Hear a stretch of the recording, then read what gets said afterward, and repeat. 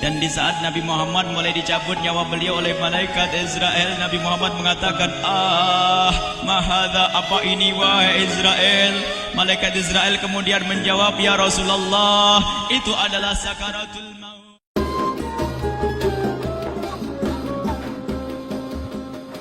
Malaikat Jibril berkata, ya Rasulullah, di depan ada malaikat Israel mau masuk. Kata Rasulullah, boleh masuk, silakan. Kemudian malaikat Israel mengucapkan salam, dan setelah mengucapkan salam, malaikat Israel menawarkan, ya Rasulullah, aku disuruh oleh Allah untuk mencabut nyawamu atau membiarkan engkau. Dalam riwayat, aku disuruh oleh Allah untuk memberikan pilihan kepadamu, al-baqa' fid dunya, tetap di dunia, atau ar-rafiqul a'la, atau dengan Allah. Nabi Muhammad menjawab, ar-rafiqul a'la, dengan Allah. Kemudian setelah itu Nabi Muhammad berdoa agar umatnya selamat. Setelah ada jaminan umatnya selamat, malaikat Israel, sudahlah, cabut nyawaku kalau memang sudah waktuku. Mulailah Nabi Muhammad dicabut nyawa beliau oleh malaikat Israel. Dan di saat Nabi Muhammad mulai dicabut nyawa beliau oleh malaikat Israel, Nabi Muhammad mengatakan, mahadha, apa ini wahai Israel? Malaikat Israel kemudian menjawab, ya Rasulullah, itu adalah sakaratul maut, itu adalah sakitnya di dalam kematian. Kemudian Nabi Muhammad mengangkat tangannya sambil berucap, la ilaha illallah, inna lil mauti la sakarat, tidak ada Tuhan selain Allah, sungguh di dalam kematian ada sakitnya, sakit kematian, yaitu sakaratul maut. Kemudian Nabi Muhammad memohon, ya Allah, Allahumma khafif alayya sakaratul maut, ya Allah, ringankan sakaratul mautku ini, ya Allah. Dijawab oleh malaikat Israel, ya Rasulullah, itu sudah aku ringankan 70 kali. Nabi Muhammad menoleh, apa malaikat Israel? Sudah kau ringankan 70 kali keringanan? Iya ya Rasulullah, sungguh aku tidak pernah mencabut seorang hamba lebih lembut dari cara mencabut nyawamu. Ini sudah aku ringankan 70 kali. Setelah itu justru Nabi Muhammad menangis, Israel, 70 kali rasanya masih sakit. Iya ya Rasulullah, memang itu sakaratul maut. Lalu bagaimana engkau mencabut umatku, wahai Israel? Allah, yang diingat siapa? Umat. Kalau engkau mencabutku dengan ringan seperti ini masih sakit, bagaimana engkau mencabut umatku, ya Israel? Dijawab oleh malaikat Israel, umatmu manusia biasa, ya aku cabut. Ya Rasulullah, begitu saja. Ya sudah, begitu. Nabi Muhammad menangis. Tiba-tiba Nabi Muhammad mengangkat tangan dan memohon kepada Allah, Allah, inna lil mauti la sakarat, la ilaha illallah, inna lil mauti la sakarat, sungguh di dalam kematian ada sakaratul maut. Allahumma khaffif ala ummati sakarat maut, ya Allah, ringankan dari umatku sakaratul maut, wa thaqqil alayya, dan bebankan kepadaku. Sampai tidak sadar doanya Nabi Muhammad seperti itu, thaqqil alayya, itu doa cinta. Seorang ibu yang pernah punya anak itu, lihat kalau doa Rasulullah ini masih dilakukan, bagaimana Rasulullah bisa doa begitu? Itu bahasa cinta yang tidak bisa diterjemahkan dengan oleh akal. Seorang ibu kadang-kadang, ibu yang di belakang, ibu mau dikasih sakit oleh Allah? Mau, Bu? Ibu jauh sekali. Ibu mau dikasih sakit? Jawabnya tidak mau. Tapi suatu ketika seorang ibu melihat anaknya sakit, ngomong, sudahlah nak, jangan kamu yang sakit, biar ibu yang sakit. Ada atau tidak? Kenapa ngomong begitu? Itu bahasa cinta itu. Tidak rela kalau anak ini sakit, biar aku saja yang sakit. Itu yang dirasakan Rasulullah. Sakaratul maut begitu sakitnya, membayangkan betapa sakitnya umat Nabi Muhammad di saat dicabut nyawa beliau. Maka Rasulullah mengatakan, ya Allah, ringankan sakaratul maut dari umatku, bebankan kepadaku saja, ya Allah. Wala sawfa yu'tika fatarda. Permintaan Nabi Muhammad tidak ditolak oleh Allah, dikabul dan dikabul, wahai Muhammad. Sallu ala Nabi Muhammad.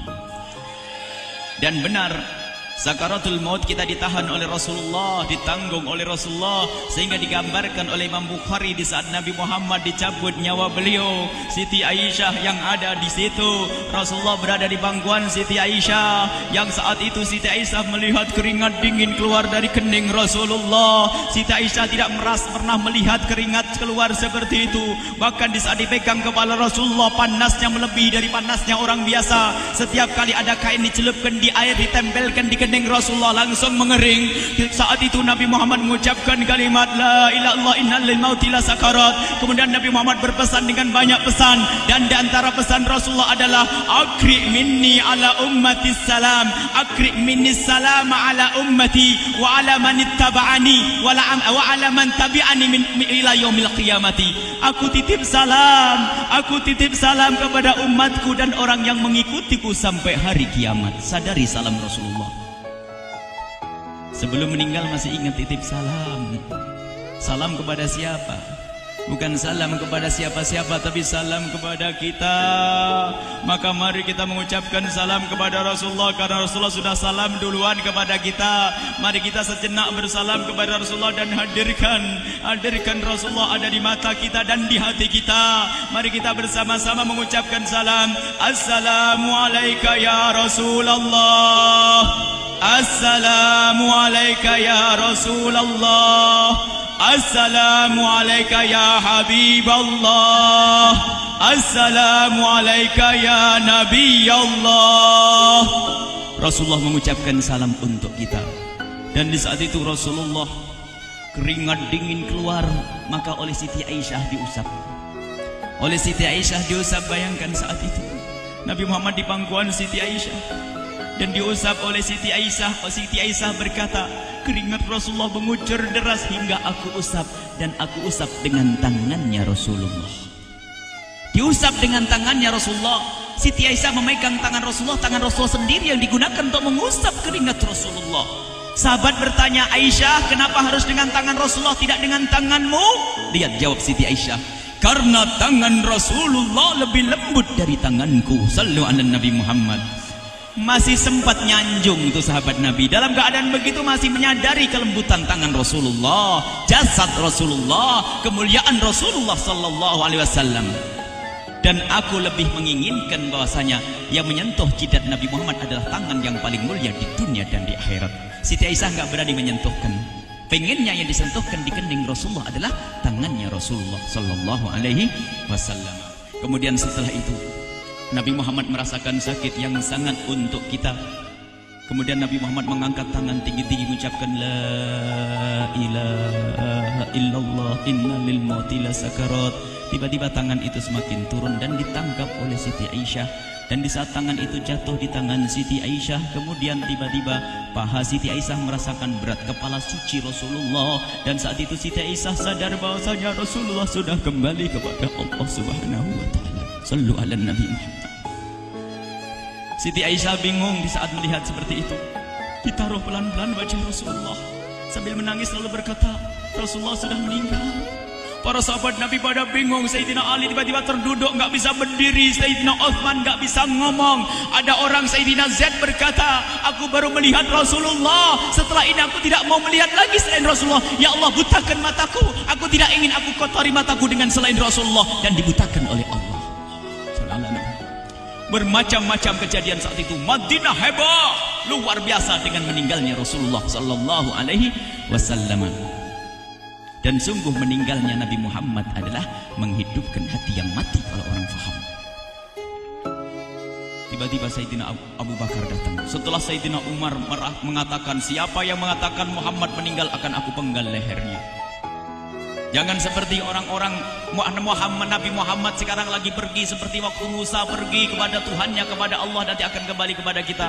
Muhammad belum meninggal.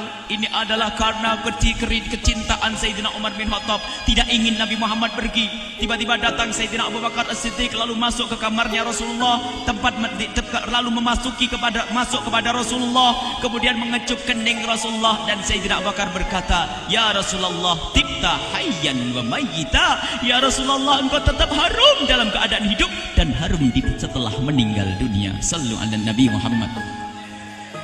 Hingga sampai setelah hari besoknya meninggal Rasulullah Senin sore, Selasa malam, Rabu dikubur Rasulullah sallallahu alaihi wasallam.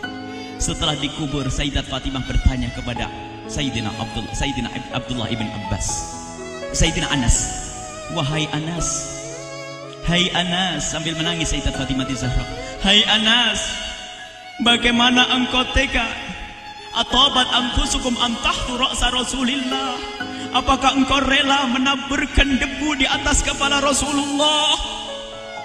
Sayyidina Anas menangis kaget, ya wahai binta Rasulullah, kalau kami tidak dilupakan oleh Allah, niscaya tidak ada yang bisa mengubur Rasulullah.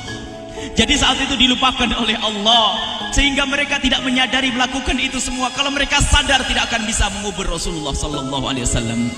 Ini yang diungkapkan oleh Sayyidina Anas. Kalau seandainya kami tidak dilupakan oleh Allah, niscaya kami tidak akan mampu mengubur Rasulullah sallallahu alaihi wasallam.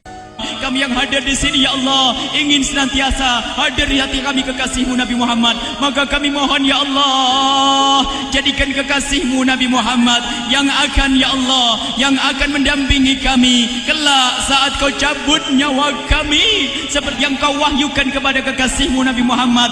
Wa absyiru bil jannati, semua hamba yang beriman akan menyaksikan surga, ya di saat dicabut nyawa mereka. Dan surga, di tempat surga itu yang paling mulia adalah Nabi Muhammad. Maka kami mohon, ya Allah, saat Kau cabut nyawa kami, ya Allah, hadirkan Nabi Muhammad di hati kami, ya Allah. Dan kami mohon, ya Allah, saat di alam barzah nanti, ya Allah, saat yang sangat mengerikan itu, ya Allah, kami mohon hadirkan kekasih-Mu Nabi Muhammad, sehingga kami tidak takut dan gentar lagi dengan malaikat mungkar nakir. Dan ya Allah, kami mohon di saat di padang mahsyar nanti, ya Allah, hadirkan kekasih-Mu Nabi Muhammad. Jadikanlah kekasih-Mu Nabi Muhammad yang akan menemani kami dan akan membonceng kami, membawa kami ke telaga Kausar. Lalu kami diberi air minum dari air telaga Kausar hingga kami tidak akan haus selama-lamanya. Ya Allah, jadikan kekasih-Mu Nabi Muhammad yang akan menemani kami di saat kami menyeberang Siratal Mustaqim hingga kami tidak akan terjerumus ke neraka Jahanam. Dan jadikan kekasih-Mu Nabi Muhammad yang akan kami saksikan setiap saat di surga-Mu, ya Allah. Ya Allah, jadikan kekasih-Mu Nabi Muhammad yang senantiasa, ya Allah, kami lihat kelak di surga.